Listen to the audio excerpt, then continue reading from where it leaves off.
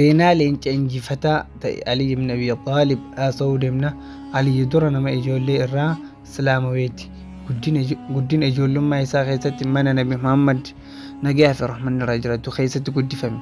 Guyyaa Rasuulli Rabbii nagaa fi rahmanni irraa jiraatu godhansa yookaan hijiraa gara Madiinaatti godhan kan firaasha isaanii irra ciisee argamedha. Kan intala Nabi Muhammad nagaa fi rahmanni irraa jiraatu Faaximaa fuudhedha. Abbaa Haasanii fi Huseeni dardara caccaaltuu lameen jannataa Aliyyi ibn Abi Xaalib warroota kurnan jannataa keessaa tokko inni goota duuladha. Diinagdee irraa danta dhabeessa. Rabbiin gabbaraa fi kan Rabbii sodaata ta'edha. Maqaan isaa kan kabajaa Abul Hasan. Kan haati isaa itti baafte immoo Asad. Aliyyi immoo kan abbaan isaa Mukaasifidha. Kan qoosaa Abu Turaabidha. Abu Turaab Aliyyi ibn Abi Xaalib fi ergamaa Rabbii nagaa fi rahmanni irraa jiraatu mana tokkotti guddatan.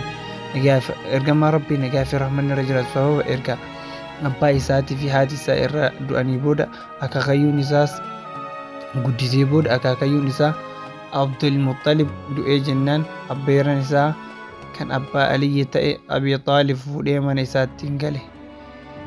Abbaan Aliyyi hedduu hiyyeessa ture amma haati mana isaa rakkina hiyyummaa irraa kan ka'e yaaddoon laallattutti. Akkuma ergamaa Rabbii nagaa fi rahmanni irraa jiraatu mana seenan barakaan duuka gara mana Abi Xaalib balbala ol seente. Gara mana Abi Xaalib nyaanni hanqatu irraa kan dur ijoollee osoo hin quufin hafan erga inni dhufee booda immoo nyaanni irraa hafuu eegale. Abi Xaalib barakaa Nabi Muhammadin nagaa fi rahmanni irraa jiraatu akka argeen soorata isaallee hanga Nabi Muhammad nagaa fi rahmanni irraa jiraatu galutti kan hin sooranne ta'e. Yoo inni mana hin jiraatinis isa eegaa ture. Ijoolleen manaas walitti qabamanii osoo Muhammad nagaa fi rahmanni irraa jiraatu hin jirretti yoo nyaatan hin quufan. Aannan yoo dhuguuf jedhan isa dura obaasu barakaa irraa kan ka'e weelkaa yookaan kubbaayyaa inni itti dhuge hambaa hambisee yoo dhugan kubbaayyama tokkotu cufa isaanii wal gaha. Yoo isa malee dhugan weelkaan yookaan kubbaayyaan sun nama tokkochaa hin quubsu ture.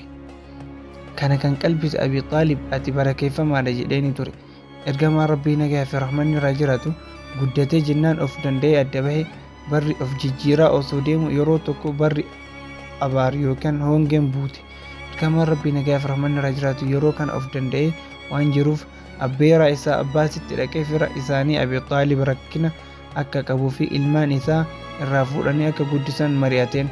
Abbaasis yaamicha isaa kana tolatti na yaamte jedheeni fudhate. Abbaas Ja'afariin fudhachuun ergamaa Rabbii nagaa fi rahmanni irraa jiraatu Aliyyiin irraa fudhatanii gargaaran.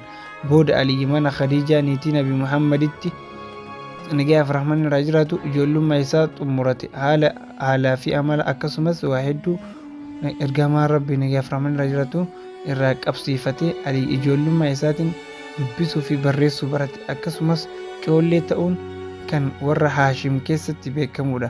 Haala ergamaa Rabbii nagaa fi rahmanni irraa jiraatu dhaaluun guyyaa tokko farshoo hin dhugne taabotaafis gadi hin fogonne gadi hin sujuudne. Ifa aduu Islaamaa ergamaa Rabbii nagaa fi rahmanni irraa jiraatu kan ergameef daandii dhugaa irraa nama oofee galma milkii Islaamaa namatti agarsiisuuf. Karaa kanas hordofuun Khadiijaan nama dura faana Rasuula Rabbii nagaa fi rahmanni irraa jiraatu buute taate. Aliyyis ijoollummaa warra Islaamaa irra ta'uun Nabi Muhammad nagaa fi rahmanni irraa jiraatu waliin dhokatanii salaatan.